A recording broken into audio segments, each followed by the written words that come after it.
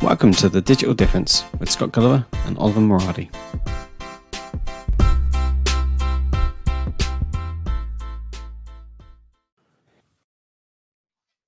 Hey everyone, welcome back to another episode of The Digital Difference with me, Scott Gulliver, and of course, Oliver Moradi. How are you doing, Ollie? Yeah, very well, Scott. Winter has finally come, so not looking forward to that. But yeah, other than that, very well. I quite like this time. Nice and cozy. Got the heating on. Like it feels like winter now. It feels like Christmas is right around the corner all of a sudden. It's weird. But yeah, it's going well here. It's busy as ever, but yeah, doing all right. Doing pretty well. Great stuff. And we've got a nice topic for today. So what we wanted to chat about today was how artificial intelligence is being used within companies to drive internal improvement and improve processes, products, and everything in between.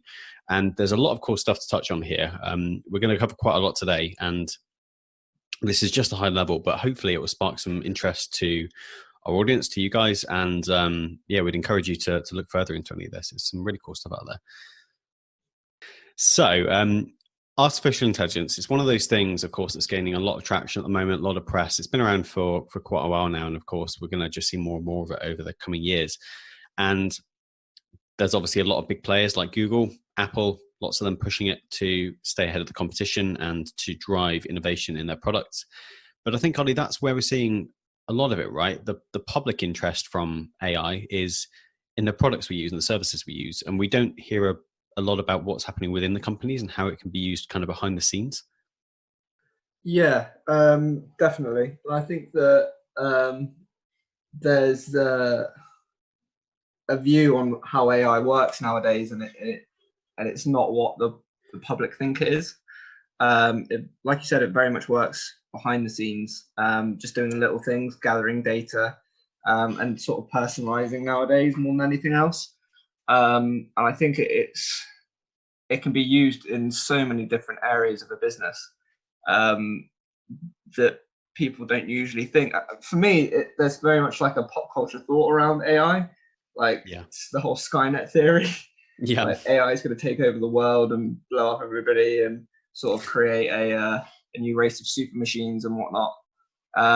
But that isn't what modern day AI is at the moment. It's more about analytical data and analyzing sort of behavioral patterns and how to then sort of deliver a better product from those behavioral patterns, I guess. Yeah, exactly that. And there's, I think, even the phrase artificial intelligence is interesting, isn't it? Because there's that old saying, especially within the kind of software industry, that everything is AI until we actually get it done. And then it's just another algorithm, another program. AI is almost the magic that we haven't invented yet. It's and I think a lot of things we'll cover today, some of them will seem like they've been in place for a long time, but of course, AI is driving a lot of the improvement in them. And that's where some of the really cool stuff can come from, I think.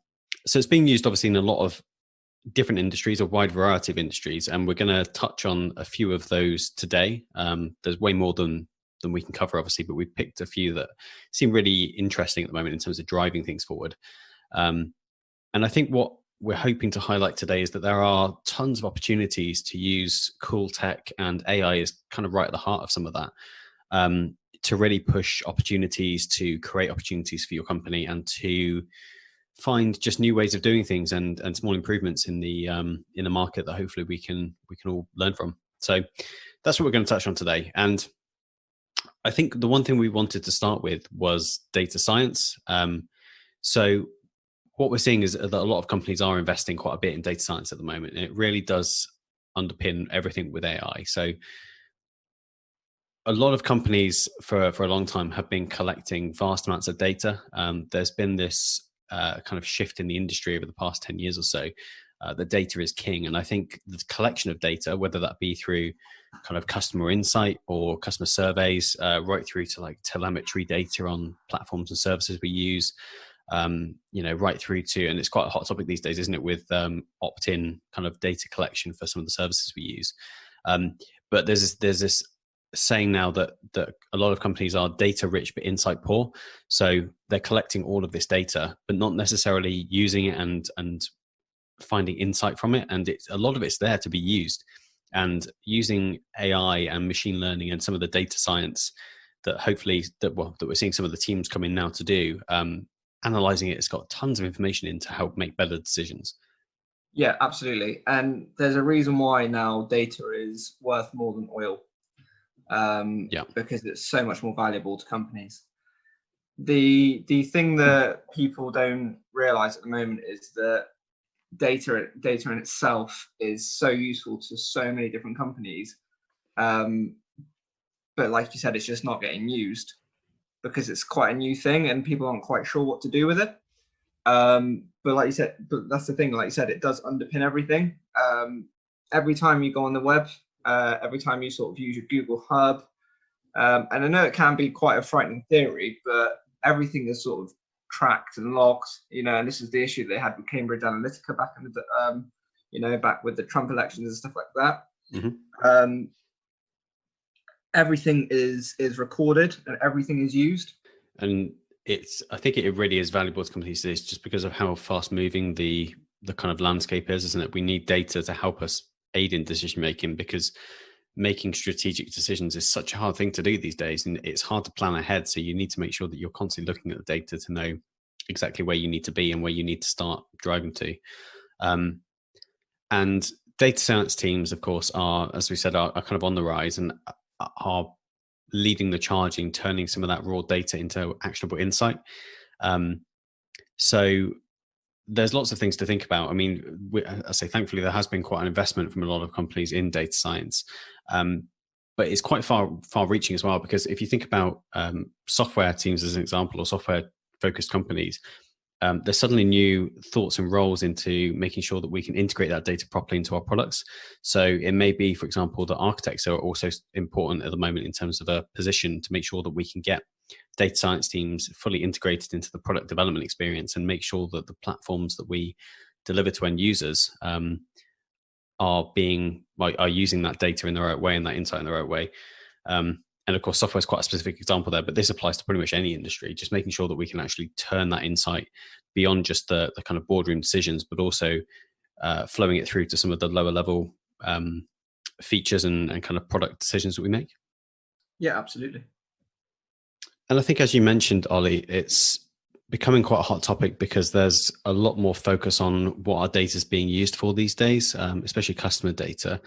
And I think it's important that when you are starting to collect and collate and gather insight on data as a company, it's of course important to, well, there's legal things for starters in there like GDPR, but also just customer concerns and making sure that you're processing data in a way that is doing the right thing for the user. And this is really where you need to start balancing, getting all of the information you can to make the right decisions, as opposed to or alongside making sure that you're doing right by your customers as well, and not gathering every little bit of information that you can just because it's there. Absolutely. And this is really, really important, because there is a general feeling out there at the moment that we're constantly being watched as a society.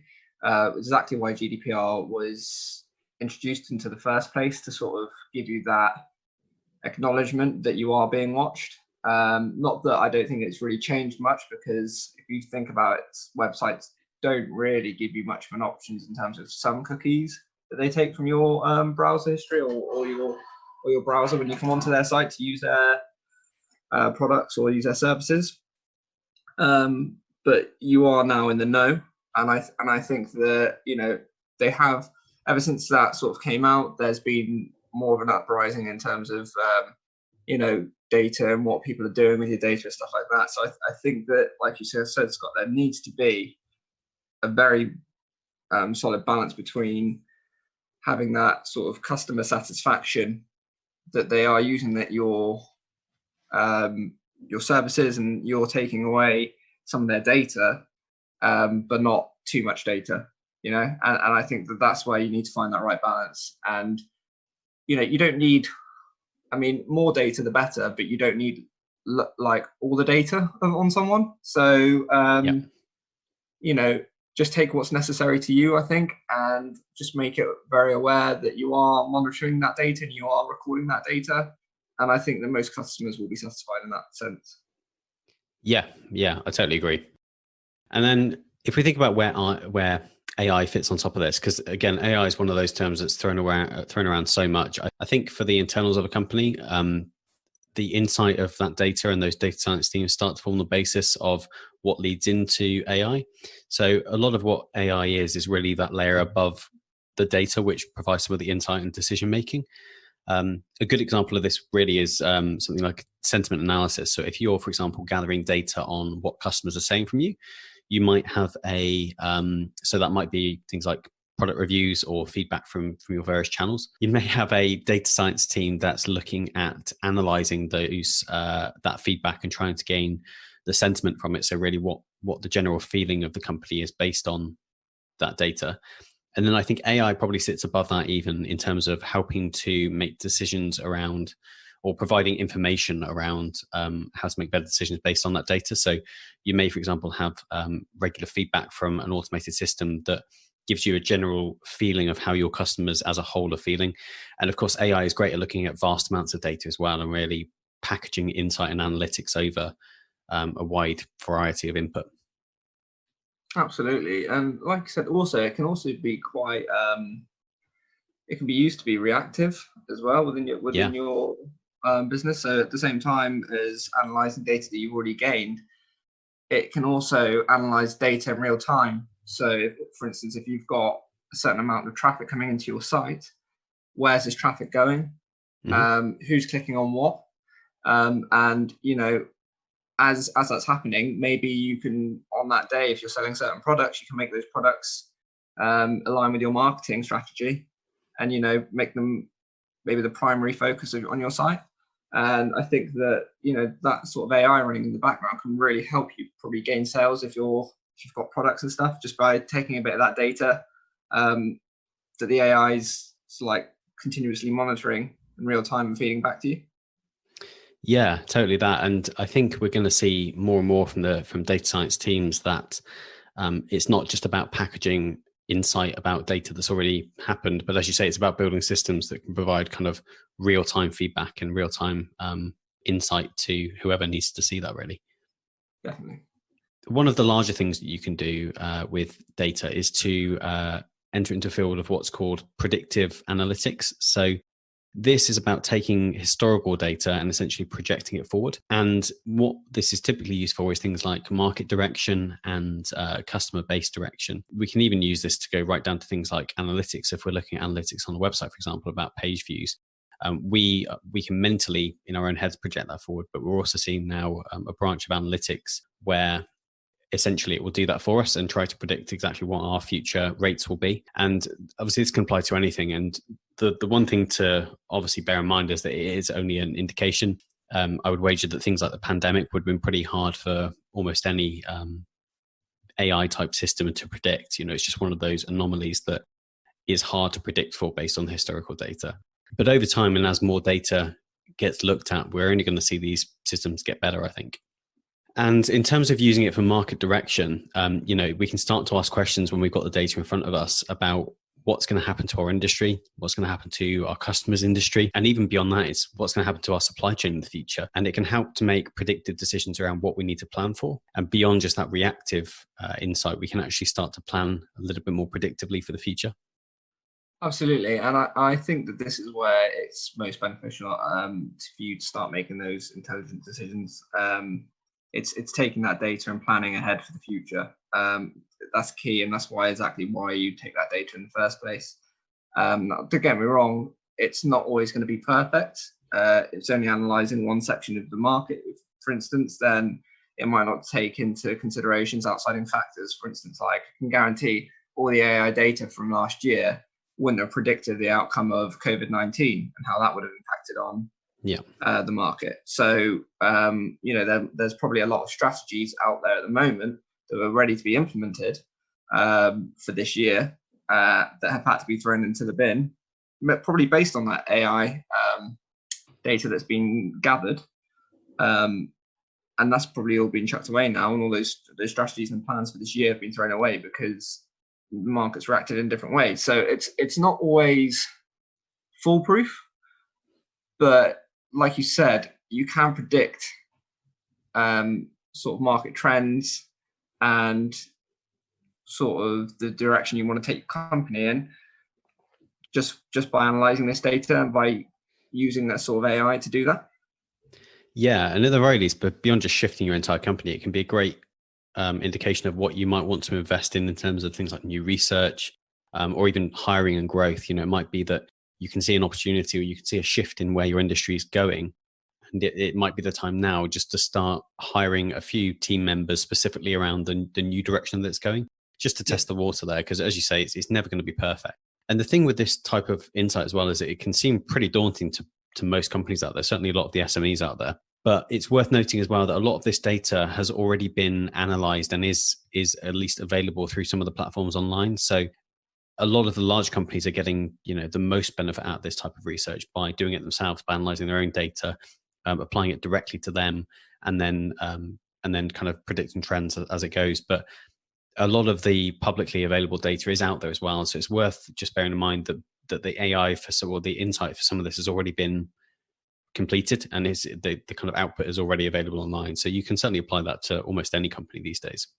Absolutely. And it just goes back to sort of that, if you do want to implement your own AI into this and take your own data from basically people using your services, the best way to do that at the moment is to be reactive, I think, especially in this current climate where we don't really know what's going on. We haven't seen it before.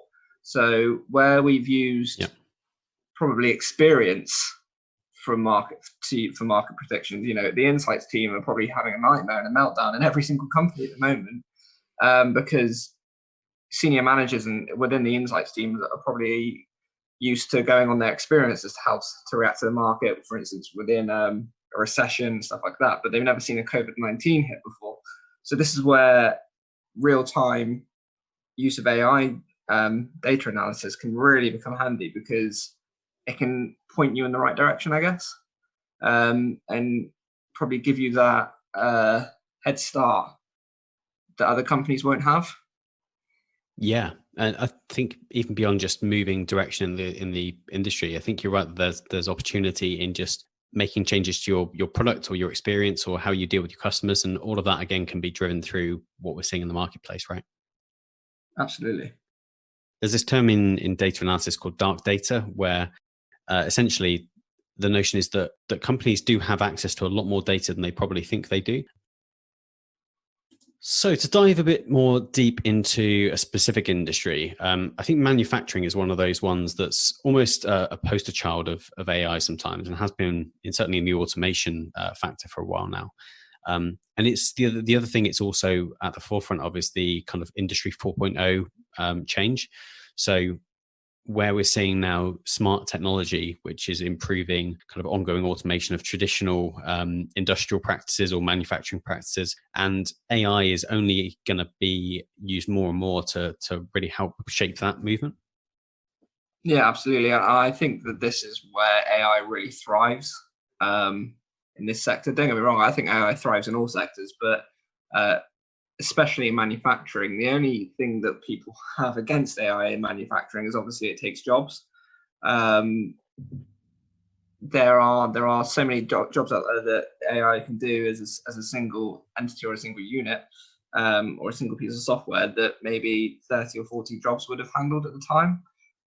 But the quality and the output that AI has, compared to a workforce on a job role, is far greater than, or the standard of work is far higher than what that workforce would produce, and also probably the quantity at the same time. So for manufacturing business, it's a no-brainer to start bringing in AI, and to kind of have and I think that the future looks like more of the sort of manufacturing plants looking more like they'd be run solely on computers and reliant solely on AI to run these plants, and you'd have probably more of a high level overview from a human interaction perspective within the manufacturing industry. Mm-hmm. Yeah, and I think you're right on the jobs front, and that's really where the kind of heart of that fourth industrial revolution is, isn't it?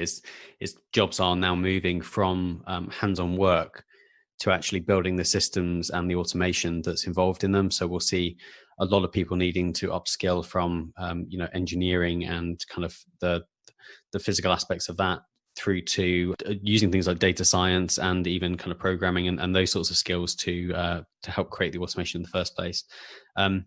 But yeah, manufacturing, as you say, is a really interesting area because there's such a breadth in how machine learning and AI can actually help.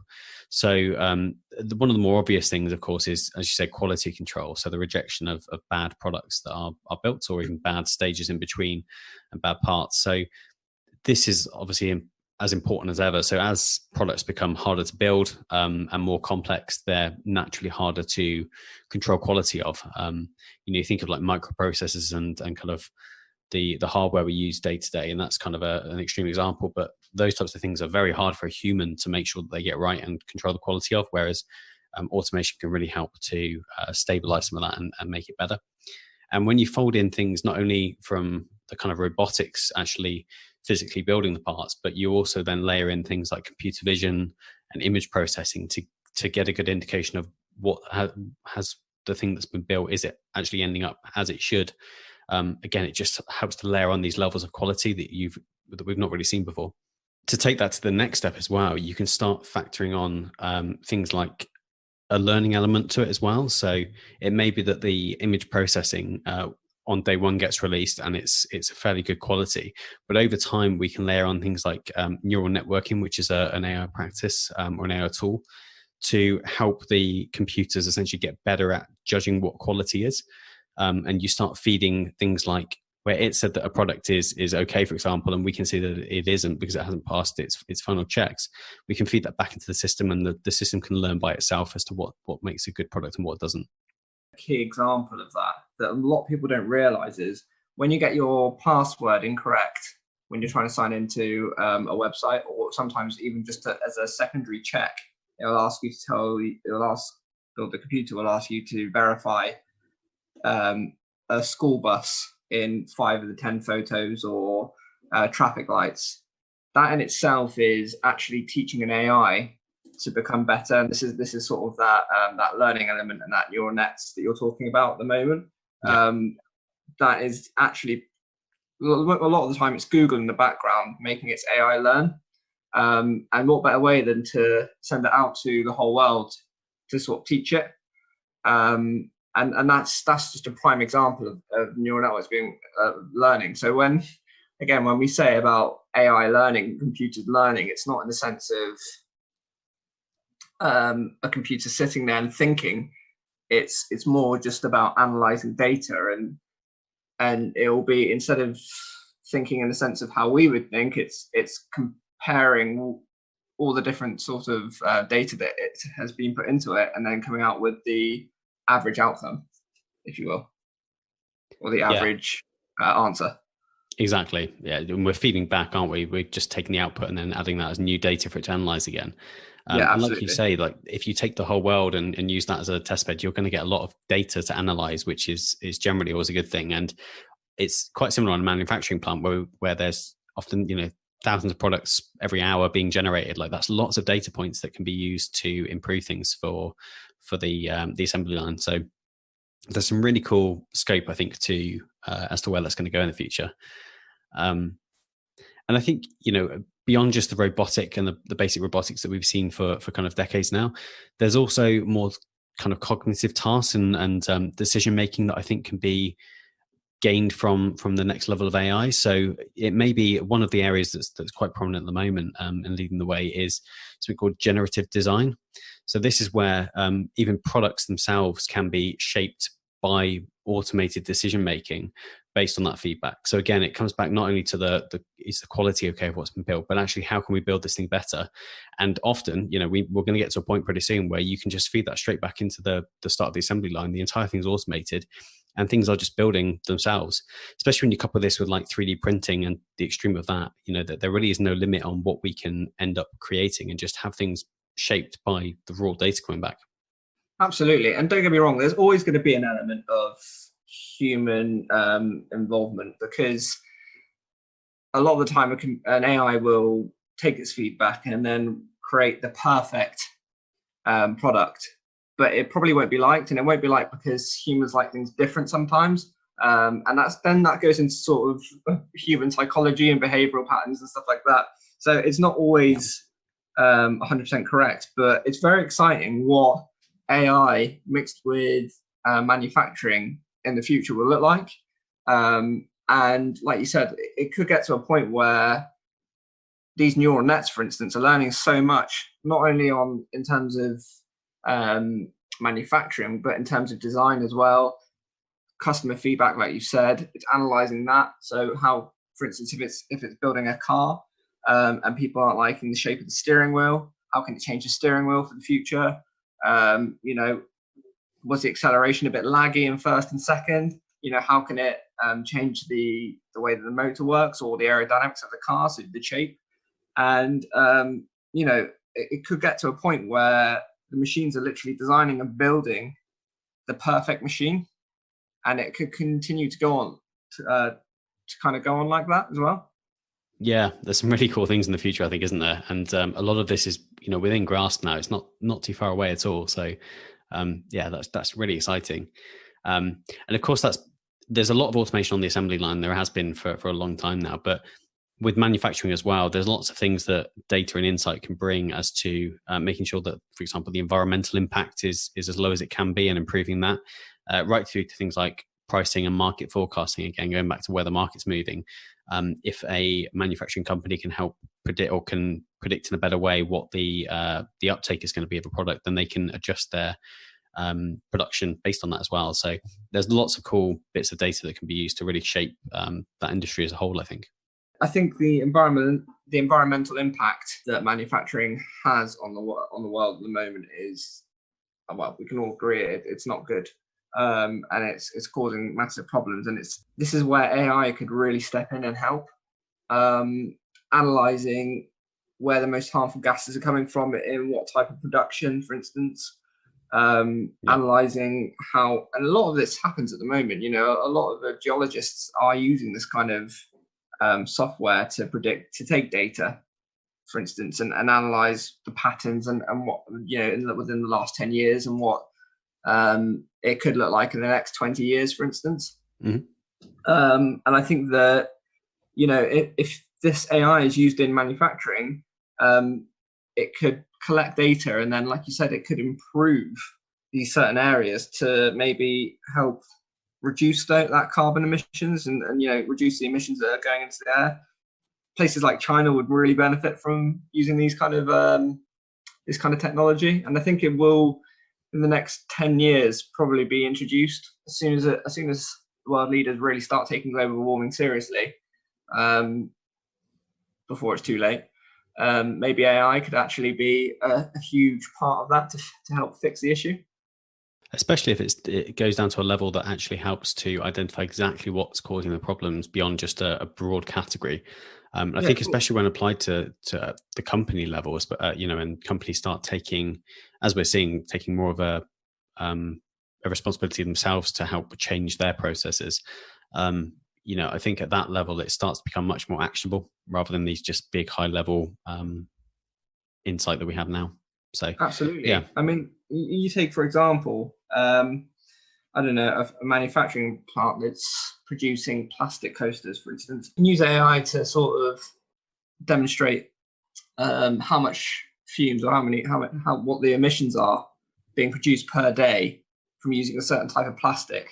And that sort of data can be collated and then maybe use a different sort of plastic, and then it can calculate that, and then over a period of certain years that data can be then said, all right, well, if you use this plastic over that plastic, the emissions could drop by 3 or 4 tons. I don't know, I'm making up figures right now, but that's the type of data that AI can actually collate.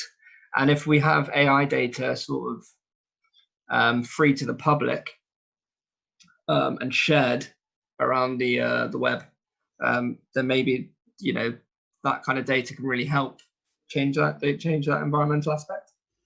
That's really interesting. Yeah, I think the transparency of data is like a key point as well, isn't it? Just making sure that as many people have access to it, and then everyone can make decisions on it, can't they? Absolutely. So another big industry that's starting to use AI in really interesting and quirky ways is the hiring industry or HR industry.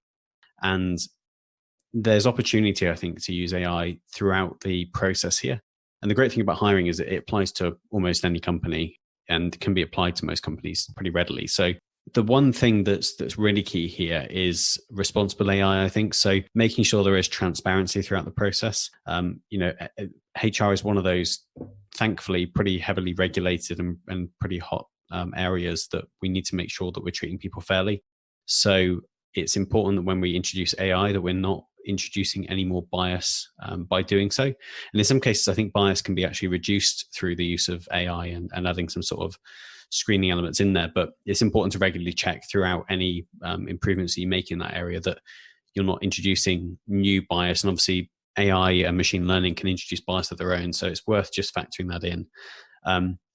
But I think, as I said, there's scope to introduce this really throughout the process. So one of the more simpler ways would be to aid some of the more kind of pre-screening processes. So this might be through things like automated testing, making sure that those automated tests are perhaps more flexible. So we've seen a lot of automated tests, quizzes that we give people in the hiring process that can screen out applicants that just aren't right immediately before we even have to spend time sitting them down. But I think the problem with these is that they are sometimes a little rigid, and I think a level of AI or machine learning or even just kind of automated interaction could probably help them become a little bit less biased and a bit more flexible.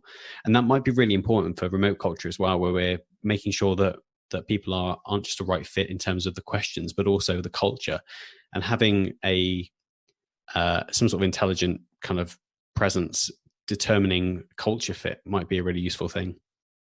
Absolutely, and I think this is where AI can probably be really beneficial at the beginning stages, because at the same time there is always going to be that element that you need to work well together, and that can only be done with human interaction, really. So don't get me wrong, like there is, I do still think there needs to be a certain element of human interaction, but especially for that initial stage of sort of that, like you said, that pre-screening phase of where people are being brought in, it's non-discriminatory, and it bases people on skills and sort of experience. And I think that's actually perfect part, or the perfect point of where you can use AI to sort of, it's taking away the hard bit as well for people, especially for recruiters, to sort of go out and try and find these people. I mean, sometimes I can imagine it could be quite hard to find the specific talent that you need.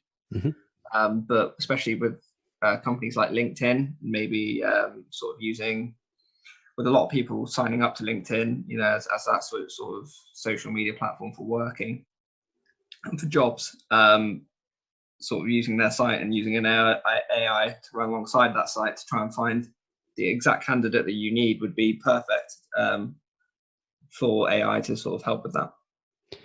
Yeah, I think, as you said, there's a huge pool of candidates out there beyond just who's applying directly. So actually using kind of LinkedIn and other platforms for outreach and kind of, talking about word, headhunting, that might be quite a good strategy in terms of finding the right fit. And like you say, that there is a lot of data out there these days, and AI could potentially come in and help shape that into matching people successfully to roles over time. So yeah, that could be a really interesting field, I think. And then in terms of the job adverts as well, that's another area where I think there is generally a lot of bias. So there are tools out there today, things like Gender Decoder, which you can literally paste a job specification into, and it will help to highlight where you're perhaps introducing bias that would maybe deter women applying, for example, or men applying. So tools like that are already out there, and using good data science and insight to help drive better job specifications ultimately, and at the back of that, better employment and better hiring processes. So really cool tech like that is already out there and being used. And then I think beyond that, even you could look at something like the actual interviews themselves, and again, there's questionable it's questionable as to whether you'd want to do this, but you might, for example, find that you could do something like facial expression analysis in the near future, or maybe something to that extent to maybe to maybe gauge people's stress or anxiety levels, and potentially if someone was to give you a bad answer but rated really high on the stress indicator, maybe you could factor that in and gain or maybe take their answer in another way, or give them another chance to answer it in a less stressful environment potentially. So all these things I think could help shape the hiring process for the good. And again, there's loads of scope as to what you could do here. And yeah, it'd be really interesting to see how that kind of develops over the next few years. So marketing and sales is another kind of broad category where AI is already being used pretty effectively to help that process and help people that work in that environment. A great example of this straight away is lead analysis. So analyzing which leads a team would want to focus on and which segments even to pursue in the first place. And using the data available to essentially score a lead and and help determine who's worth the effort of reaching out to is a really valuable thing to a company to make sure that they're not wasting their time, for want of a better word, in terms of reaching out to people in the first place. And in a wider sense, beyond just lead scoring, that can also help to shape the strategy. Again, going back to the market direction of which segments you want to reach out to in the first place. And I think data in this sense is one of those things of it's definitely useful at the kind of strategic level, but actually filtering it down to the teams that get in touch with the customer base, whether that be through a strategy or whatever else, is really valuable, because you can help to really make the teams that are doing the work on the ground much more effective with this data. Absolutely. And I think it's really, really important, especially within businesses at the moment, to kind of use AI and use this data available to go out and sort of gain new business. Like you said, analyzing leads and trying to get that sort of trying to get that business to your, trying to track that business to your business is really key. And I think that AI can be a massive benefactor in this. We've seen it so many times where people get to a certain point within, especially small businesses, where they don't really know where to go. They don't know who to sort of target. And AI can, just with a few parameters, can go out there and gather data on what companies are searching for, what companies kind of need, where companies are operating in the market. And especially from a sales point of view, it can collect that data and then just basically ping back a ton of different company names that can allow your marketing and especially your sales teams to kind of target through that as well. Like straight away, you can start. I mean, this sort of information would always be collated through companies doing certain web searches, going on certain chatbots, within Google as well, sort of, it's sort of analyzing the data that they're, what sites they're visiting and what they kind of need. So I think it's really important that AI can actually be used to gather that data, send back to your sales and your marketing teams for them to sort of focus their attention onto those areas.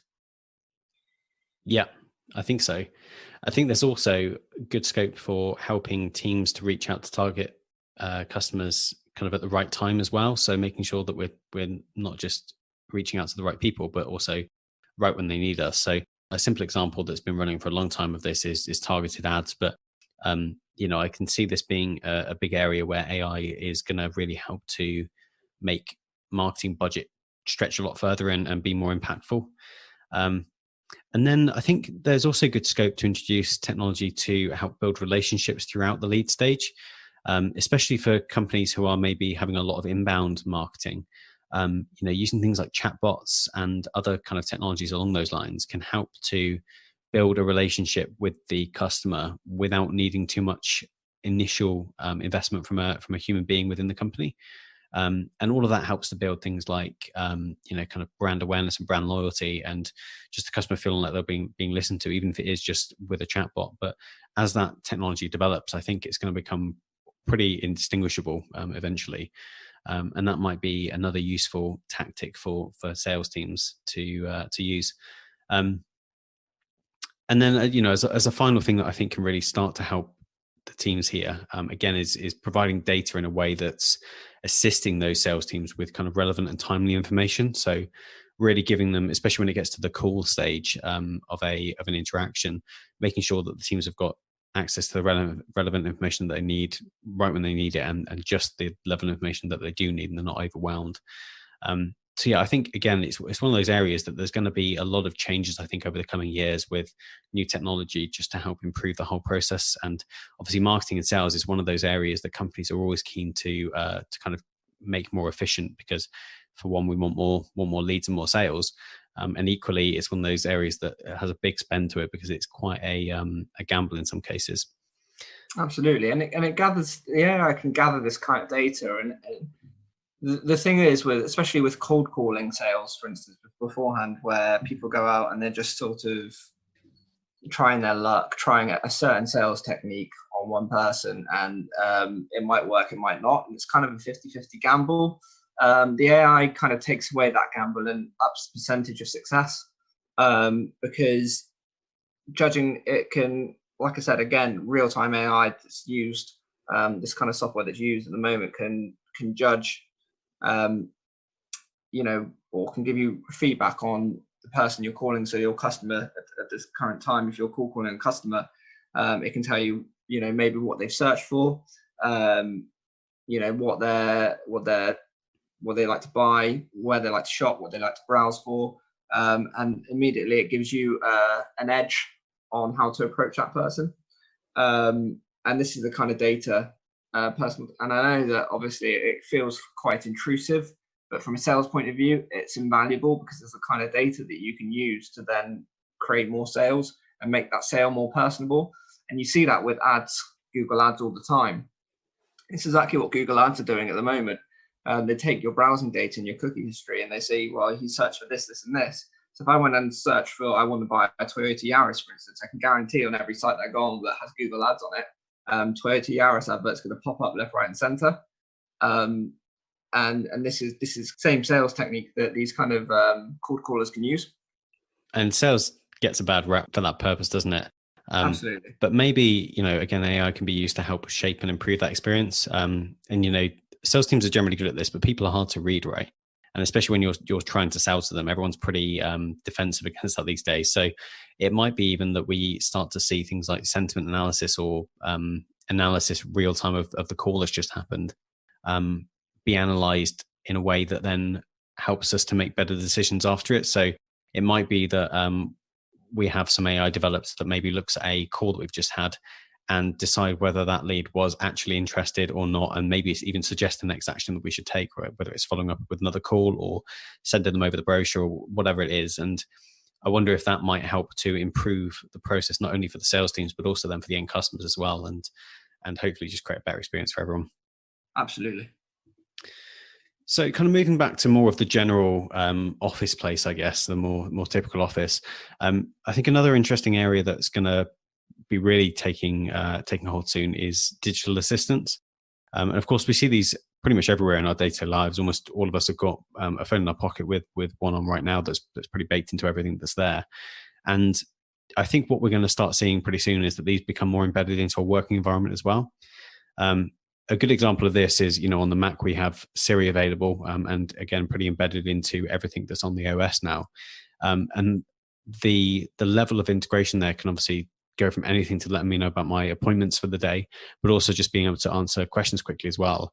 And I think there's an evolution here that will start to take off when you factor in kind of the working day. So it might be that there's, again, relevant and timely information that pops up just at the right time that can help us with our tasks at hand.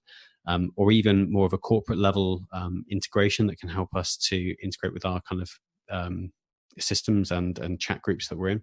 So I think there's going to be some really interesting advancements here to help us with our day-to-day work, with assistants kind of being right at the forefront of that.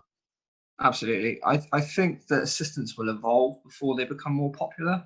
At the moment, obviously, a lot of people do use them. Like I said, Amazon Echo, the Home Hubs and the Google speakers and whatnot.